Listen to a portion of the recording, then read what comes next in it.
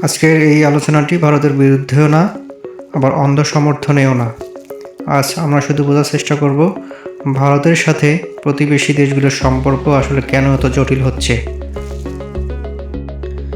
ভারতের পররাষ্ট্রনীতির কাটাছেঁড়া করলে দেখব মালদ্বীপ, শ্রীলঙ্কা বা নেপাল কোনো প্রতিবেশীর ক্ষেত্রেই তারা দীর্ঘমেয়াদী সম্পর্ক স্থাপনের লক্ষ্য নিয়ে বহুমাত্রিক বা মাল্টি ডাইমেনশনাল কোনো নীতি নিয়ে কখনো এগোয়নি। বরাবর প্রাধান্য দেওয়া হয়েছে স্বল্পকালীন স্বার্থ বা শর্ট টার্ম ইন্টারেস্টকে, আর তার জন্য সংকীর্ণ সন্দেহদুষ্ট একটা বহুমাত্রিক নীতি নিয়েই এগোনো হয়েছে।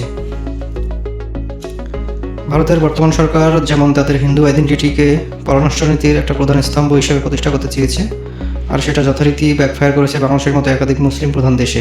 নরেন্দ্র মোদী সরকারের আনা নাগরিকত্ব আইনের মূল লক্ষ্যটাই ছিল তাই ভারতীয় রাষ্ট্রকে হিন্দুদের অন্তিম আশ্রয় হিসেবে তুলে ধরা।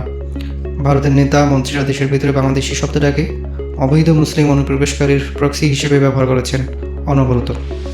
আর অন্যদিকে বাংলাদেশের সঙ্গে দ্বিপাক্ষিক সম্পর্ক দারুণ উন্নত হয়েছে বলে ক্রমাগত দাবি করে গেছেন। কিন্তু এই দুটোর মধ্যে একটা মারাত্মক স্ববিরোধিতা আছে, যেটা বেশি দিন ধামাচাপা দিয়ে রাখা সম্ভব হয়নি।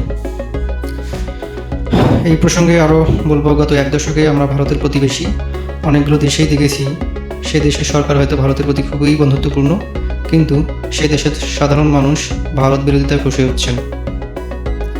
এই একই জিনিস বাংলাদেশে ঘটেছে, নেপালে ঘটেছে এবং মালদ্বীপেও ঘটেছে।